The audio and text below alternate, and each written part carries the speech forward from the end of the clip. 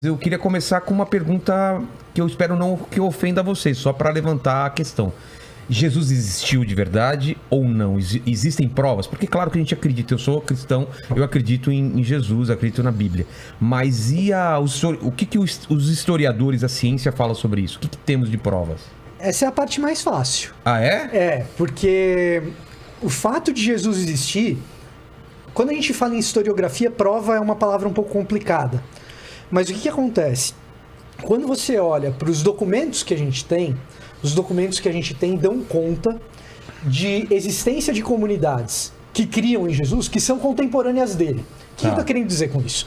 Você pega, por exemplo, os primeiros documentos que estão na Bíblia, os primeiros documentos em ordem de redação, que estão no Novo Testamento, melhor dizendo, são as cartas de Paulo. As cartas de Paulo, se você for pegar a primeira de todas, tem uma discussão se é a primeira Tessalonicense, se é Gálatas, mas assim, pessoal mais crítico, historiador mesmo, geralmente vai com 1 Tessalonicenses. E aí 1 Tessalonicenses, esse pessoal geralmente data do início da década de 40 da nossa era, da era cristã, da era comum. Início da década de 40 significa que lá no ano 40, Paulo já tinha passado por ali, já tinha plantado uma comunidade, a comunidade acreditava em Cristo, e era uma comunidade que tinha judeu perseguindo Paulo, indo atrás dele. Pô, por que esse cara tá falando desse Messias que foi crucificado pelo Império Romano?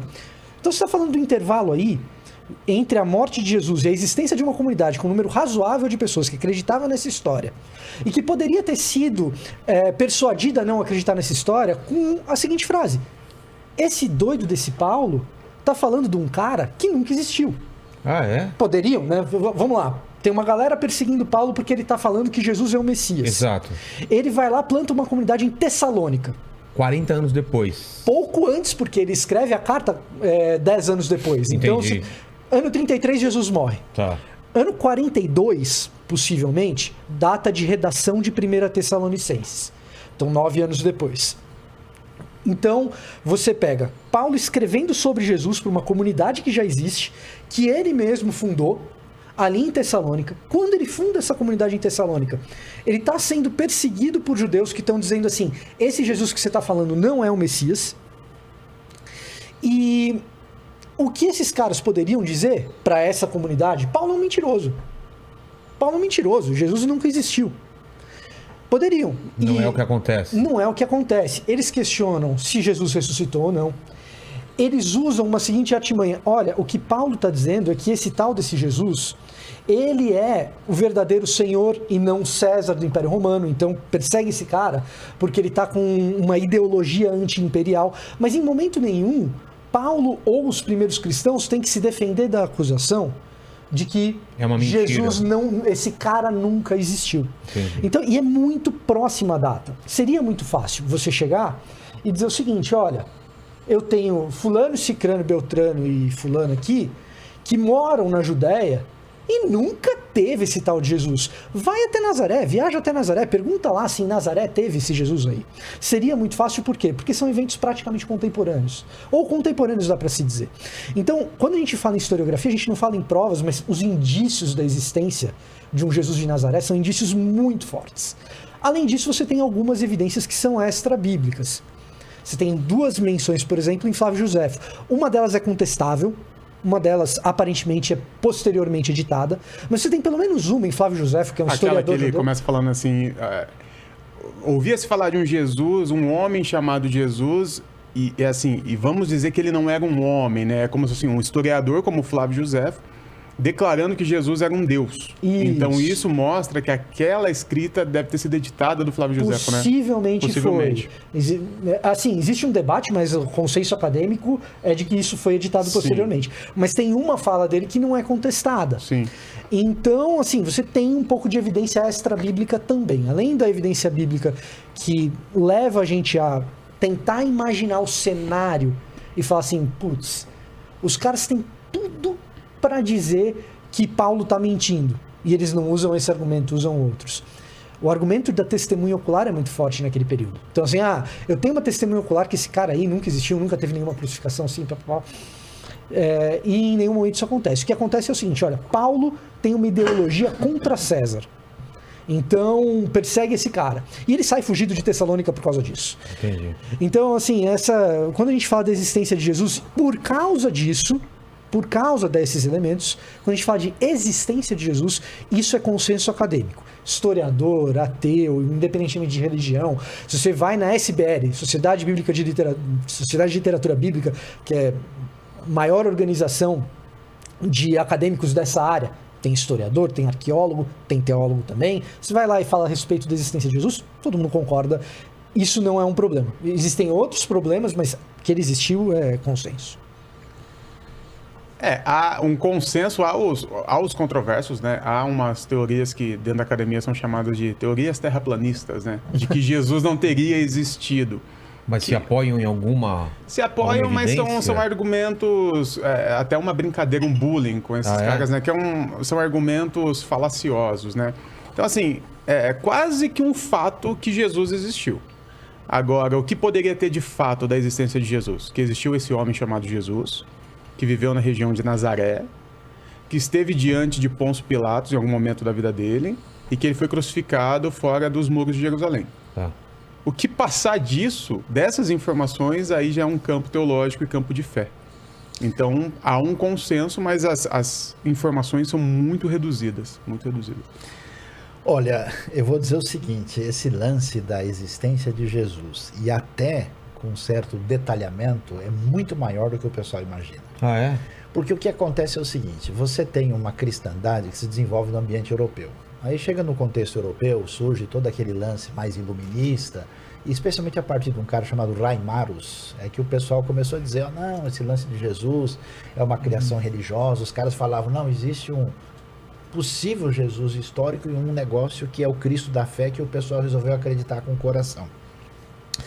Mas o que acontece? Essa galera levantou essas ideias com dois sentimentos no coração. Uma era profundamente antijudaica, para ser mais direto, antissemita. E, em segundo lugar, não tinha arqueologia. A arqueologia surgiu ontem. Ela só começa no século XIX. Então, os caras, falando literalmente, estavam viajando na maionese, ou talvez no ketchup com mostarda, né? E aí... Viajando na uma coisa da época. Exatamente, não tem. Então, o que aconteceu? Quando a coisa caminhou, o pessoal não só tem essa citação do Flávio Josefo, que quando você pensa em precisão detalhista, tudo bem, você pode dizer essa coisa talvez sofreu algum, mas assim, está constatando que existiu um indivíduo chamado Jesus. Você tem um cara que era totalmente anticristão chamado Luciano de Samota, ele menciona Jesus. Ah, é? Você tem citação que só pode fazer sentido com a pessoa de Jesus na Mishnah hebraica, judaica, entre os judeus. Você tem a citação da carta de Plínio a Trajano, no início do segundo século. Então você tem referências, e aí a questão fundamental, por que a galera chegou e falou, não, isso é papo furado? Porque eles falaram assim, olha lá, esse Novo Testamento, esse material que está aí, os caras só escreveram isso no terceiro e quarto século. Isso era legal, o cara viajar, porque não tinha elemento concreto. Aí veio a arqueologia, aí chutou o pau da barraca Edito completo. de Cláudio, em 47. Edito de Cláudio. O imperador Cláudio em Roma, assim, tem um problema ali em Roma com os judeus, eles não sabem exatamente que problema é esse, só sabem que estão acontecendo uma briga entre judeus, os romanos estão olhando aquilo e falando, os judeus estão causando uma confusão aqui. Por causa de um determinado Cristo. Crestus, que a leitura é muito parecida. Crestus, né? O que é Crestus? É Cristo. É uma maneira. Houve uma briga entre os judeus por causa de um tal de Crestus. Quem será? Aí o Cláudio, que era imperador na época, ele proíbe os judeus de entrar em Roma até a morte dele. Depois que ele morre, os judeus voltam a entrar em Roma. Mas esse edito de Cláudio é registrado por Suetônio, né? Então, romano. Então, o que acontece? A gente tem esse corpo de, vamos dizer, evidências textuais, a gente chama de... Quando a gente fala em arqueologia, a gente tem documento não textual e documento textual. Não, mas tem um lance o seguinte, o preconceito do pessoal diz, os documentos do Novo Testamento são posteriores e criação muito distante. Entendi. Quando se falava isso, não tinha nada concreto. Século XIX.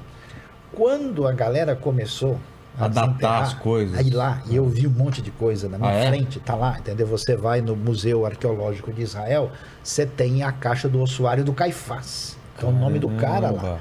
Você... Isso tudo já analisado, né? Até 1961, a Pilatos é uma criação, ninguém nunca achou o nome dele em Roma. Acharam no Teatro de Cesareia Marítima, 1961, a placa escrito Tibério, governador da Judéia, Pilatos, governador da Judéia, em honra ao imperador Tibério, que foi imperador do ano 14 ao ano 37. Quando foi essa descoberta? 1961. Muito recente. Os caras desenterraram muito todo o negócio que existe em Cafarnaum. Acharam, 2 anos atrás, o anel com o nome de Pilatos. Então, você tem algumas coisas curiosas. Por exemplo, os detalhes da geografia de Israel são muito minuciosos. Aí você pega o texto e lê e fala, pô, o cara só pode ter escrito isso se ele esteve aqui.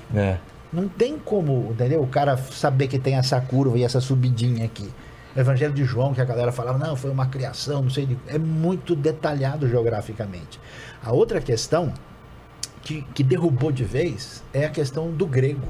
Porque quando o pessoal lia esse grego, falava, esse grego aqui e tal, não sei o quê. Quando for analisar, esse grego não é bem grego, é um grego semitizado.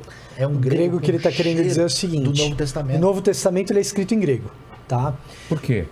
Porque era a língua comum da época. É como se você tivesse o inglês hoje. Era a língua franca. E aí o que acontece? Quando você pega esses autores do Novo Testamento escrevendo em grego, o jeito do cara falar não parece alguém escrevendo em grego. Parece alguém escrevendo em aramaico, hebraico. Por exemplo, vou dar um exemplo aqui, já que esse podcast é conhecido pela proficiência em língua inglesa que os convidados têm. Entendeu a ironia? Foi uma piadinha. Foi uma piadinha? Want to buy Cruzeiro? Want to buy Cruzeiro? Não sei se esse pecado tem perdão, hein? Cara. Perdão aos envolvidos perdão. Mas o que acontece? Inclusive minha também, tá? Só pra deixar claro. Eu também não sei nada de inglês. Mas assim, você sabe o suficiente pra saber que assim, casa é house. Sim. E aí eu vou falar bem como a gente brasileiro fala, casa é house. House. House of Cards é a casa de cartas. Aí eu falo assim, não, hoje eu vou na casa do Vilela. Aí você fala assim, bem brasileiro. I'm going to the house of Vilela. Certo? Entendi. Nós mas Mônica é good. Eu falei... Não é como um cara que conhece a língua escreveria. I'm going to Vilelas. A construção é o português passado pro inglês, literalmente. Mas o lance é isso. Se esse negócio tivesse sido feito lá no ambiente grego 2, 3 séculos depois, os caras não iam falar desse jeito, nós vai, nós fica, nós foi. Entendeu? Então é essa pegada, esse lance da língua matou a pau. E algumas descobertas arqueológicas fundamentais também. Por exemplo, ele está falando de Tessalônica, né? O pessoal, mas negócio de Paulo, quando é que ia começar? Os caras acharam lá em Corinto uma peça arqueológica que está no Museu de Delfos, na Grécia, que botou na cronologia do detalhe as viagens do apóstolo Paulo. Foi uma inscrição de Gálio, que ele era procônsul da Acaia. E Paulo encontra com Gálio em Corinto. Então, isso aí é uma inscrição histórica do Império Romano. Então, a galera que fala assim, uns têm uma opinião, outros têm outra, na verdade, uns estudaram direito, outros não estudaram ainda. É simples assim. Um dos argumentos para dizer que Jesus não existiu é porque não há, tirando a citação do Flávio Joséfo, é que não há nenhuma citação mais sobre Jesus. Mas não havia naquela época de uma pessoa normal. Tem. Não, tem poucos. Mas pode ser burra a minha pergunta, mas existia certidão de nascimento? Como tem hoje? Jesus nasceu em tal lugar. Não pra massa, não pro povão. Não, mas a gente teria acesso a isso? Não, a gente não tem esse tipo de coisa. Porque o povão não tinha esse tipo de registro. Até uma coisa que, assim, por exemplo, nome das pessoas, pessoa do povão, assim, é fulano, filho do ciclano. Não tinha nem direito sobrenome. Do jeito que é hoje, é bem recente. Hoje no Brasil, mais de 90% da população é alfabetizada. Naquela época, era de 1 a 3% das pessoas sabiam escrever o próprio nome. Nossa. Então o fato de Jesus ser citado no primeiro século, depois no segundo, isso mostra que ele, sendo um homem da classe trabalhadora, que não tinha dinheiro, não tinha nenhuma posição no governo, ele ser citado, ele foi um cara especial de alguma forma. Relevante de alguma forma. Então, mas vamos lá. Qual que é a questão que você tem que entender? Jesus não é um governador, não é um rei. O Herodes, que é o Herodes o Grande, que construiu metade das coisas da época romana, que você vê em Israel, tem 13 construções gigantescas, o cara, ele era o máximo. Não tinha nenhuma prova arqueológica da existência do Herodes. Até que os caras descobriram o lugar onde ele foi sepultado, chamado Mesmo o Herodes? O Herodes, o grande Herodes. A gente tinha... Então, aqui que eles acharam? Acharam a garrafa de vinho do cara. Que está escrito do Herodes, Lemelech. Aí apareceu Não lá. tinha... Então, se perderam de Herodes o rei. Então, a arqueologia é nova, como então o Sayão não falou. tem a prova concreta. Agora, Jesus não tem como ele ter deixado um palácio, porque ele não era, ele não vivia lá. Mas o que a no gente Mar da tem é uma Galileia. farta documentação textual. É aquela história. Em arqueologia você tem documento não textual, um anel do fulano, uma pequena inscrição de algo. Ou mesmo, um documento não textual, você tem, por exemplo, o pé de alguém crucificado com um cravo enfiado e você encontra. Em 1968, o crucificado de Givat Hamitvar. Então você encontra. Você não vai poder dizer que aquilo ali é Jesus crucificado, mas você encontra essas coisas. Agora, você tem documentação textual. Documentação textual é o quê? Putz, um texto razoavelmente longo, um fragmento de texto razoavelmente longo, e que você consegue mais ou menos datar, e você tem uma noção de conteúdo daquilo. Quando você vai para esses documentos textuais e você data esses documentos textuais e você vê a abundância de documentos textuais, fica muito difícil você dizer, esse Jesus aí nunca existiu, porque quando você imagina o cenário daquelas pessoas recebendo aqueles textos, não tem como ele... É que Jesus não pode ter sido inventado. Esse que é o problema. Também tem isso. Você do tem nada inventar. Um monte de coisa escrita sobre o cara, e aí esse cara nunca existiu. Como assim? Aí você vai analisar esses documentos, toda a pertinência dos documentos do ponto de vista da cultura, da sociedade, que, aliás, os estudos mais profundos sobre isso aconteceram nos últimos 50 anos. E o detalhe é o seguinte: o judaísmo tradicional não reconhece Jesus como a tradição cristã. E hoje você tem, por exemplo, um expert que era um gênio de mão cheia, chamado Davi Flusser, professor da Universidade Hebraica de Jerusalém. Esse cara escreveu um dos melhores livros sobre Jesus que jamais foi escrito. E o que esse cara diz? Ele diz assim: Jesus foi um rabino, um indivíduo que viveu dentro do contexto judaico a vida toda, e ele nunca quis criar uma nova religião. E o que ele diz? Não tem nenhum sentido você negar a existência de Jesus. Ele não acredita nos ele não é um ensinamentos messiânico, cristãos. né? Ele não é um Nada, messiânico. nem perto. Ele não acredita em nada da teologia cristã, Da espiritualidade. da espiritualidade. Ele tem uma perspectiva judaica, e assim, em Israel eu converso com judeus ateus. Se você falar para ele, Jesus nunca existiu, o cara dá risada. Não faz sentido. Porque todos acreditam. Porque os caras estão lá adiante, tem as peças no museu, eles têm as coisas para verem, entendeu? Agora, é claro... A questão com os judeus não é se ele existiu ou não, mas é se ele é Messias, se ele é Messias ou não. Com os judeus, com os Seu islâmicos Salvador, também. Então, o islâmico também, ele acredita na existência de Como um Jesus. profeta. Como uma espécie de profeta. Como Agora, nem tudo que aparece na tradição cristã, ou nem tudo que você vai ver nos lugares, é de fato ligado à tradição, à realidade histórica de Jesus. Então tem muita coisa aí que, por exemplo, Jesus não nasceu dia 25 de dezembro. Falar. Por Básico, que se escolhe essa data de 25 de dezembro como o nascimento de Jesus? Bom, primeiro é impossível saber quando Jesus nasceu, né? O que a gente talvez tenha de evidência é que há um relato de que quando Jesus tinha nascido, os pastores estavam com as ovelhas no campo. Então não era um momento de inverno, não era um momento de outono, devia ser na primavera ou no verão. Então a gente tem ali alguns meses possíveis do nascimento de Jesus. Agora, dia 25 de dezembro, nunca.